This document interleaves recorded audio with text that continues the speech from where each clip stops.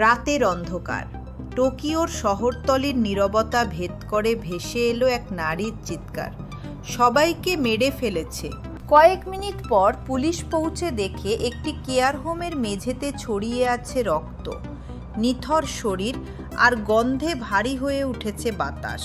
প্রিয় বন্ধুরা, আজ আমরা যাচ্ছি জাপানের সবচেয়ে ভয়ঙ্কর ও মানবতা বিরোধী হত্যাকাণ্ডের একটিতে, সাগামিহারা ম্যাসাকার।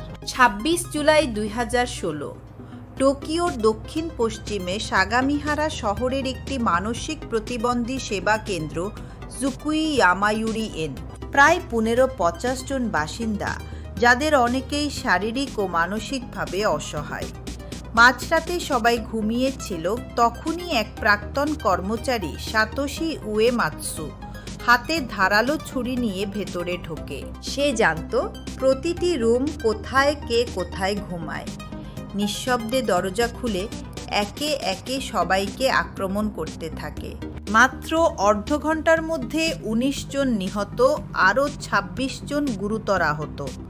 জাপানের আধুনিক ইতিহাসে এটি ছিল সবচেয়ে বড় একক হত্যাযজ্ঞ। পুলিশ যখন পৌঁছায়, উয়েমাতসু নিজেই থানায় গিয়ে আত্মসমর্পণ করে। ঠান্ডা মাথায় বলে, আমি অপ্রয়োজনীয় মানুষদের পৃথিবী থেকে সরিয়ে দিয়েছি। তার কথায় যেন শীতল হাওয়া বয়ে যায় গোটা জাপান জুড়ে। কিভাবে একজন মানুষ এত নির্মম হতে পারে? তদন্তে জানা যায়, উয়েমাতসু আগে থেকেই বিশ্বাস করত যে প্রতিবন্ধী মানুষদের বাঁচার অধিকার নেই। সে সংসদে চিঠি লিখেছিল, যেখানে প্রস্তাব দিয়েছিল প্রতিবন্ধীদের শান্তিপূর্ণভাবে ইউথানাইজ করা হোক। সরকার চিঠিকে অস্বাভাবিক হিসেবে দেখে এবং তাকে মানসিক হাসপাতালে ভর্তি করা হয়েছিল। কিন্তু কয়েক মাস পর ছেড়ে দেওয়া হয়, আর সেখান থেকেই শুরু হয় তার অমানবিক পরিকল্পনা। ঘটনার রাতে সে ৩টি ছুরি নিয়ে এসেছিল, প্রত্যেকটি ব্যবহার করে রুম থেকে রুমে গিয়েছিল। পরে পুলিশ যখন জিজ্ঞেস করে কেন, সে বলে, আমি ভেবেছিলাম আমি পৃথিবীকে ভালো করছি। এই বাক্যেই ফুটে উঠেছিল এক অসুস্থ মানসিকতার পরিণতি। বিচারে তার কোনো অনুশোচনা ছিল না। আদালতে হাসি মুখে বসেছিল যখন নিহতদের পরিবারের সদস্যরা কেঁদে কেঁদে বিচার চাইছিল। ২০২০ সালের মার্চে আদালত তাকে মৃত্যুদণ্ডে দণ্ডিত করে। জাপানে মৃত্যুদণ্ড কার্যকর করা হয় গোপনে। এক সকালে বন্দীকে জানানো হয়, আজই দিন। উয়েমাতসুর ক্ষেত্রেও তাই হবে। কিন্তু এখানেই শেষ নয়। সেই রাতের পর পুলিশ পায় আরও অদ্ভুত তথ্য। উয়েমাতসু নিজের ফোনে রেকর্ড করেছিল কয়েকটি ভিডিও, যেখানে সে নিজেই বলছে, আমি নায়ক, আমি সমাজকে পরিষ্কার করছি। এই বিকৃত অহংকারে মিশেছিল এক ধরনের মাদকতা।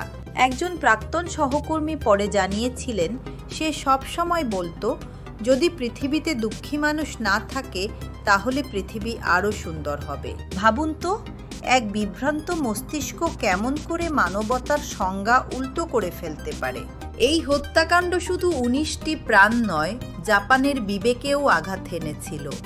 প্রতিবন্ধীদের জন্য ভালোবাসা, যত্ন আর সহানুভূতির যে সংস্কৃতি দেশটি গড়ে তুলেছিল, তা এক রাতেই কেঁপে ওঠে।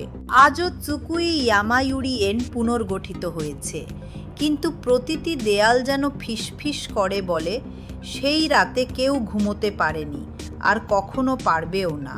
বন্ধুরা, আপনি কি মনে করেন, একজন মানুষ যিনি বিশ্বাস করেন সে ভালো কাজ করছে কিন্তু আসলে করে যাচ্ছে এক দানবীয় কাজ, তাকে কি মানসিক রোগী বলা যায় না নিছক খুনি? আপনার মতামত নিচে কমেন্টে লিখুন। এই রকম আরও বাস্তব ও শিহরণ জাগানো কাহিনী শুনতে লাইক, শেয়ার আর সাবস্ক্রাইব করুন আমাদের ডার্ককাস্ট চ্যানেল। আমি আপনার হোস্ট রমা। ভালো থাকুন।